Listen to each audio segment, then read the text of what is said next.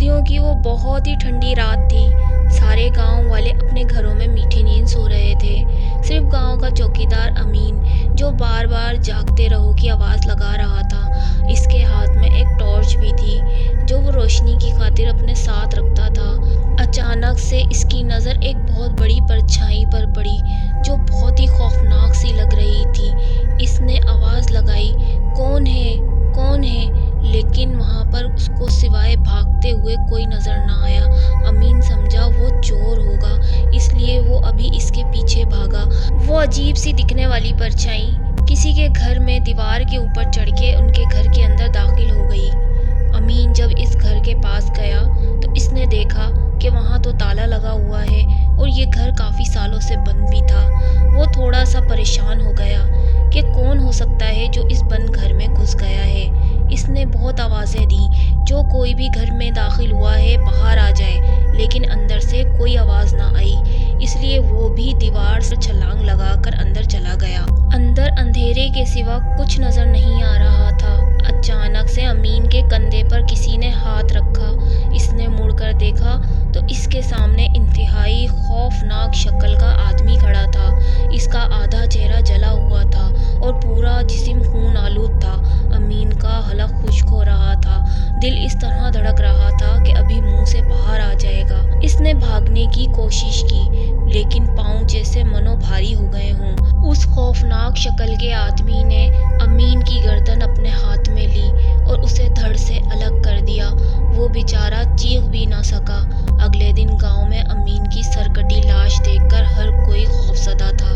امین کی لاش کو جب اس کے گھر لے جایا گیا تو اس کے گھر میں کوہرام مچ گیا۔ امین اپنے گھر کا واحد کفیل تھا۔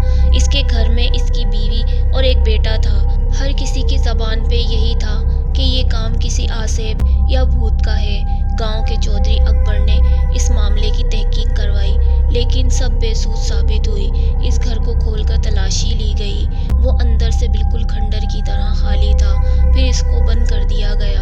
کچھ ہی دنوں میں لوگ اس واقعے کو بھول چکے تھے۔ احمد اور عمر دونوں کزن تھے۔ ان کی عمریں 15 اور 17 برس۔ وہ اس گھر کے ساتھ والے خالی میدان میں لڑکوں کے ساتھ کرکٹ کھیلا کرتے تھے۔ اس دن بھی وہ دونوں کزن کرکٹ کھیل رہے تھے کہ ایک لڑکے نے شاٹ لگائی تو گیند اس گھر میں چلی گئی۔ اب کوئی بھی اس گھر سے گیند لانے کو تیار نہ تھا کیونکہ وہ آسیب زدہ ہونے کی وجہ سے مشہور ہو چکا تھا۔ عمر نے کہا، میں گیند لے کر آتا ہوں۔ احمد، تم پاگل تو نہیں ہو گئے ہو؟ اس گھر کے بارے میں تم نے سنا نہیں ہے کیا؟ عمر کہنے لگا، کچھ نہیں ہوگا، میں بس گیند لے کر واپس آ جاؤں گا۔ بہت بحث کے بعد آخر یہ طے ہوا کہ عمر اور احمد کے ساتھ ایک لڑکا اور بھی جائے گا۔ وہ تینوں دیوار پھلانگ کر اندر داخل ہوئے اور گیند ڈھونڈنے لگے۔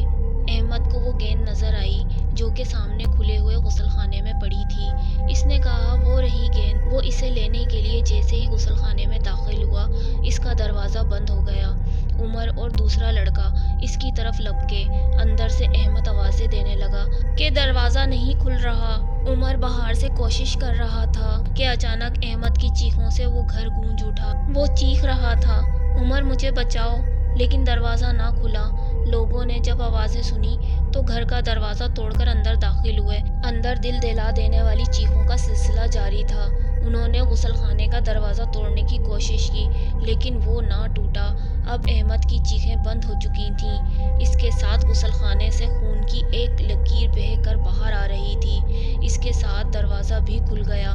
لوگوں میں سے چند دلیر لوگ جب غسل خانے میں داخل ہوئے، وہاں ہر طرف خون ہی خون تھا اور احمد کی بغیر سر کی لاش غسل خانے میں پڑی تھی۔ عمر یہ دیکھ کر بے ہوش ہو چکا تھا۔ احمد کی لاش اور عمر کو ان کے گھر پہنچایا گیا۔ ان کے والدین رو رو کر پاگل ہو رہے تھے۔ اب گاؤں میں اس واقعے سے خوف پھیل چکا تھا۔ اس گھر کے پاس جانے سے ہر کوئی خوف کھاتا تھا۔